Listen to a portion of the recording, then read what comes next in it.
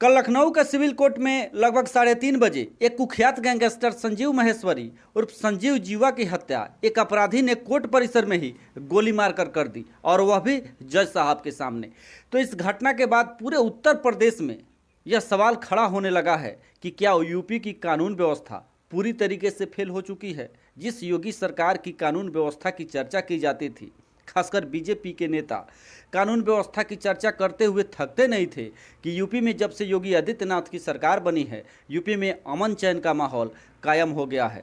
जब पहले समाजवादी पार्टी की सरकार होती थी या बहुजन समाज पार्टी की सरकार होती थी, उस समय अपराधी खुलेआम घूमते थे, अपराधी खुलेआम घटनाओं को अंजाम देते थे, अपराधियों का मनोबल बढ़ा हुआ होता था। लेकिन जब से यूपी में योगी आदित्यनाथ की सरकार बनी है, तब से अपराधियों के अंदर खौफ पैदा हो गया है।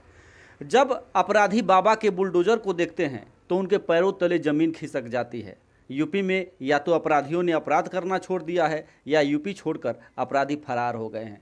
तो तमाम प्रकार की बातें कही जा रही थी योगी की कानून व्यवस्था को लेकर। लेकिन अब जब दो घटनाएं ऐसी हो चुकी हैं, एक घटना उस समय हुई जब अतीक अहमद और उनके भाई अशरफ की हत्या पुलिस कस्टडी में हो गई, और उसके बाद संजीव जीवा की हत्या जिस तरीके से कोर्ट परिसर में हुई है, तो उसको लेकर तरह तरह के सवाल खड़े किए जा रहे हैं। यह भी कहा जा रहा है कि आने वाले दिनों में यूपी की कानून व्यवस्था और अधिक बिगड़ सकती है।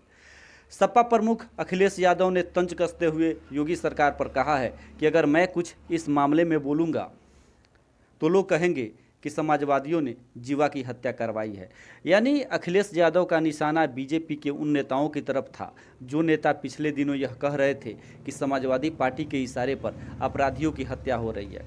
तो अखिलेश यादव ने तंज कसते हुए कहा है कि यूपी की जो कानून व्यवस्था है पूरी तरीके से फेल हो चुकी है।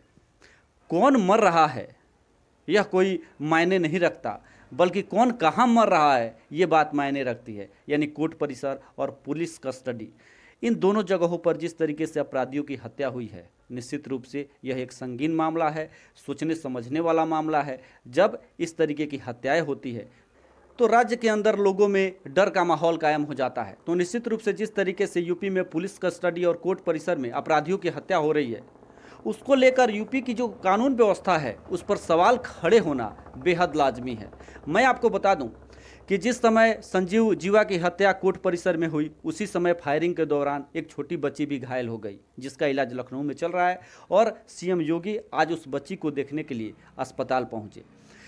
तो कई लोगों का ये मानना है कि आने वाले 2024 के लोकसभा चुनाव में जो विपक्षी पार्टियां हैं, खासकर समाजवादी पार्टी और बहुजन समाज पार्टी, इस मुद्दे को जोर शोर से उठाने वाली हैं। यूपी की कानून व्यवस्था को लेकर योगी सरकार को घेरने वाली है। कहा जा रहा है कि उत्तर प्रदेश एक ऐसा राज्य है जो बीजेपी की दृष्टि से काफ़ी महत्वपूर्ण है। 80 लोकसभा की सीटें उत्तर प्रदेश में हैं, और योगी के नेतृत्व में बीजेपी चाहती है कि 80 में से 80 सीटें लोकसभा के चुनाव में बीजेपी को मिले। तो निश्चित रूप से आने वाले समय में काफ़ी कुछ निर्भर करता है योगी सरकार की कानून व्यवस्था पर कि योगी सरकार अपनी कानून व्यवस्था इस तरीके से चुस्त दुरुस्त करे कि आने वाले समय में वे लोकसभा चुनाव में अपनी कानून व्यवस्था के तहत फ़ायदा उठा सके। तो अब यह देखना काफ़ी दिलचस्प होगा कि जो वर्तमान समय में यूपी में चल रहा है, जिस तरीके से अपराधी खुलेआम कोर्ट परिसर में और पुलिस कस्टडी में अपराधियों को मार रहे हैं, तो इस पर योगी सरकार किस तरीके से अंकुश लगाती है। फिलहाल मैं अशोक कुमार सिंह अपने यूट्यूब चैनल इन्फोबिया के साथ आप सभी से विदा लेता हूं। धन्यवाद।